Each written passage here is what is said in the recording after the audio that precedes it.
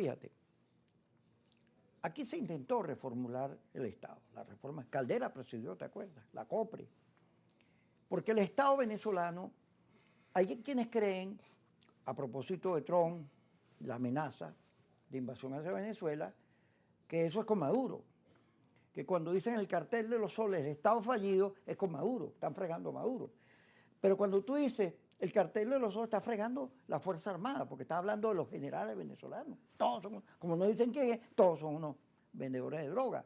Y cuando tú dices Estado fallido, las instituciones venezolanas, que son un proceso histórico, su construcción, te las estás llevando por el medio porque estás viendo no la historia como una cosa que ves desde arriba y te das cuenta que es un camino, sino lo estás viendo a propósito del odio que le tienes a Maduro.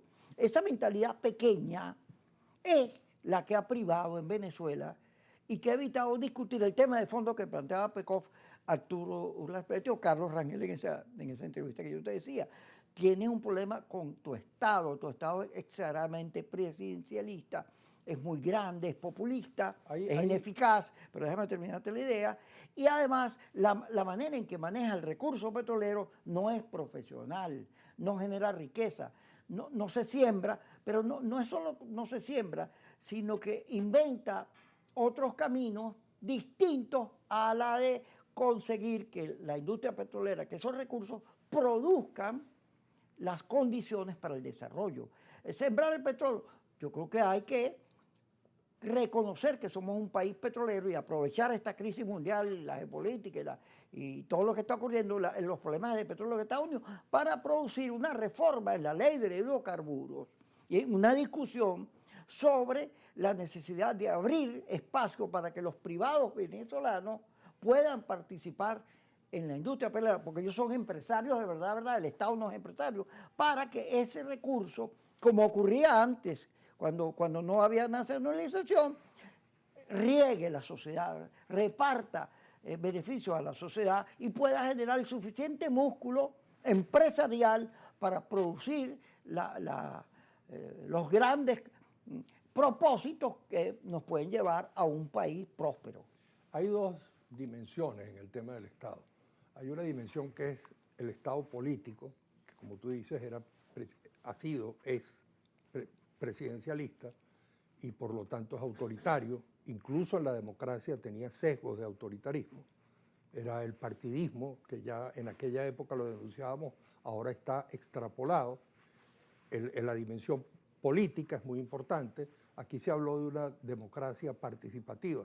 No digo protagónica porque creo que esa es una ofensa al castellano según mi interpretación, pero la democracia participativa, eso se planteó, incluso en los 80 y los 90, las reformas que lamentablemente nunca se llevaron a cabo y eso legitimó todo el proceso constituyente que en cierta forma se torció por razones de menudencia política, partidista, se partidizó ese proceso que debió haber sido un proceso nacional de toda la sociedad construyendo un proceso constituyente.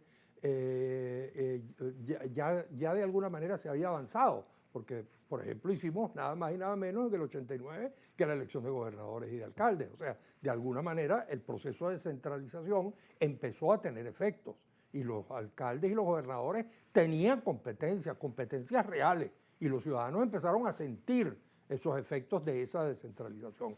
En el plano político, por eso te digo, hay una dimensión. Después hay otra dimensión que es en el plano económico, que es la visión del Estado populista, paternalista, del Estado empresario. Ahora, una cosa es el Estado empresario y otra cosa es pretender disolver al Estado.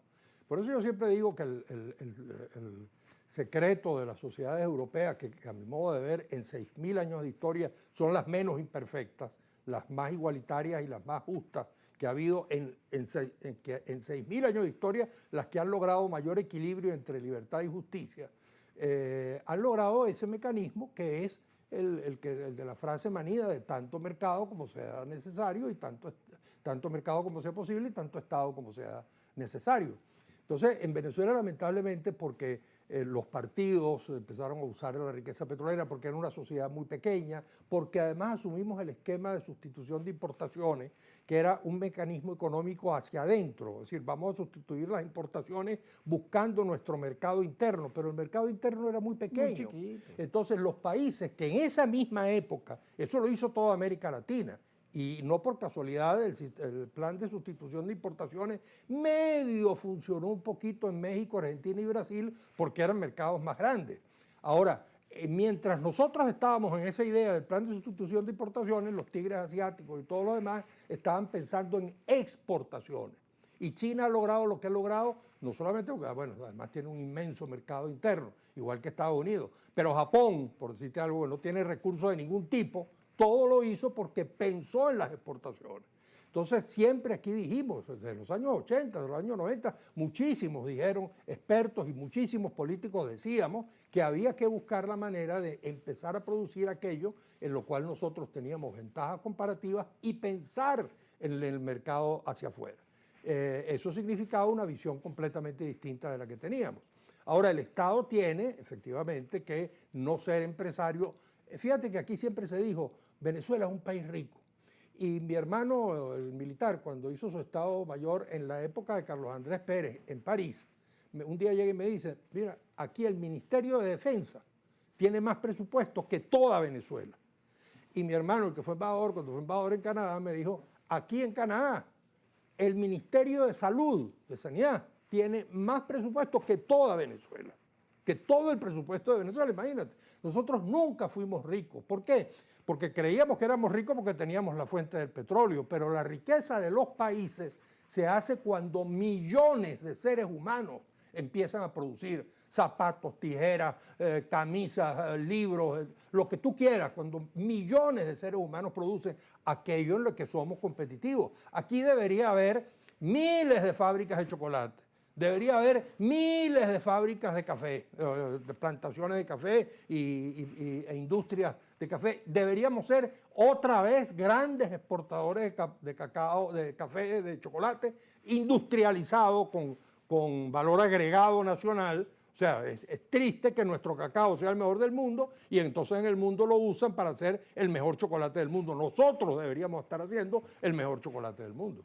Vamos a seguir discutiendo estos asuntos. Bueno, el chocolate de Venezuela es bastante bueno. Bastante bueno. Sí, a mí me encanta el Savoy. Pero no es suficiente la cantidad. Mira, pero vamos a seguir discutiendo esto. Yo sé que la gente está pendiente y diga, mira por dónde se metieron esto. En vez de estar hablando de la invasión, y mira lo que están hablando.